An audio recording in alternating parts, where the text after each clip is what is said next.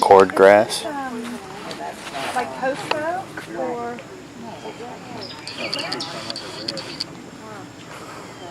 It's kind of like a young oak would look. The brown, wait, is that what we were talking about last time? And sometimes they use the berries for babies. Here's another arrowhead. Don't touch that.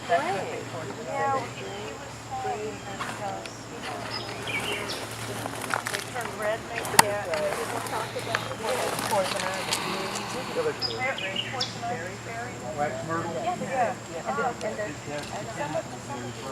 It's arrowhead.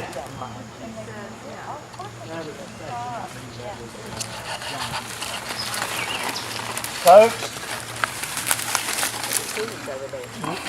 as human beings move into any area, they change the environment. Well, some of the things really respond well to those changes. We create a lot of edges.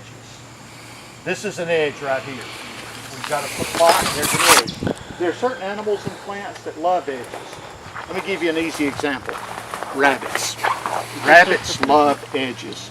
They can come out of the thicket. The edges have, because there's more sunlight on these edges, you get all kinds of little tender growth for the meat, and they can easily retreat.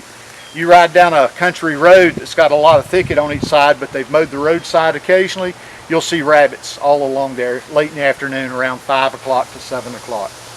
Deer love edges. Deer love edge.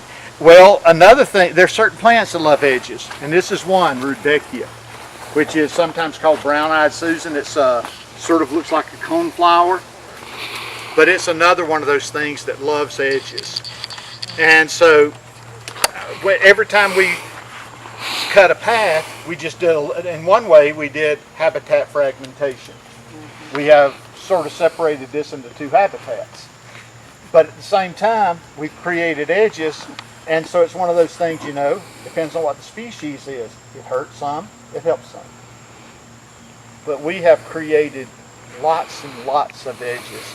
We call them highways, roads, lanes. And they're also a place where invasives tend to grab hold much quicker. Yeah. Partly because it's a transportation, because so many of those edges are transportation corridors. If it's just us with what we happen to be carrying on our pants or, you know, on our backpacks or whatever, it can be that kind of thing. It can also be, if you're thinking about major highway, it can be the seeds that fell off when our car was parked underneath it. For example, the red berry. You're talking about David? Not you, David. Just David. Brazilian pepper. Thank you. Boy, that would not come. Anyway, it can be those seeds that are falling off because they've landed on the car and now they're going to fall off, you know, as we're traveling. It can be all kinds of things. So edges have a whole variety. This can be a super highway that some frogs will not cross. They will not come out into this kind of an open area because they're targets. So everything in them says, no, I don't go where a They'll cross it at night in a heavy rain, but they won't be out in the daytime. But some of the preserves and conservation areas are, when they're really, you know, they're animal preserves and they're really not designed for humans to be in them, but you still have to do some maintenance and some So you got to have work roads. there. So you still have to do that. They have to be very careful about where they place them because they really can create such micro habitats that some of their frogs and some of those smaller animals just really won't have much to do with it. And so you've changed the whole population dynamics. It doesn't change population dynamics for cardinals and blue jays if you put this little lane in here, but it does for some other things. Doesn't it also, if you do that, you take away competition, and that's what brings in invasives as well?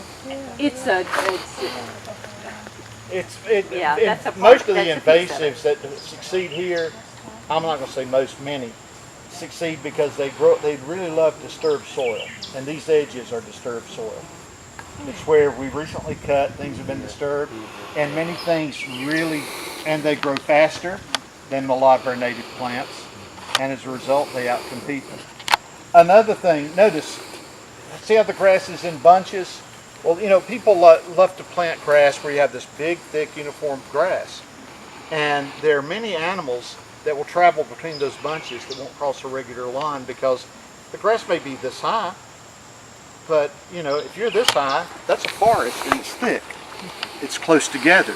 It'd be like trying to wiggle your way through. And it just becomes an impenetrable barrier. And you don't think of a nice, dense grass area as being an impenetrable barrier. But it is to some small animals. We don't walk through huge soft palmetto patches. We find ways around it when we're walking. It's the same thing when you talk about the little fellas. I walk right through them. Did it? Linda, Well, this there are line is something I know. It is. It's something I should know. Can't believe that those maples still have some seed pods on, seed flowers. Yeah. That one That's a particular. Spanish, is that a Spanish needle? It is. Alvin's fighting. Spanish needle. We're not going to talk about it Which though one? because I have to talk about this. Spanish needle, that's what they call that, huh?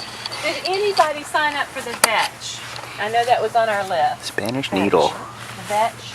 I'll take a vetch if I need to take a vetch. Here's another one over here. I don't know. Usually if you see one of those, you see a bunch of them, I'll tell you. They get those little black seeds that stick on the dog's fur, don't they? Yes, they do. And I get to spend hours combing them out. Uh-huh. That's who it is. Well, it disturbs soil all kinds of places. It does like edges, but and sometimes it'll be almost a faint blue color. It's in the genus Auricula.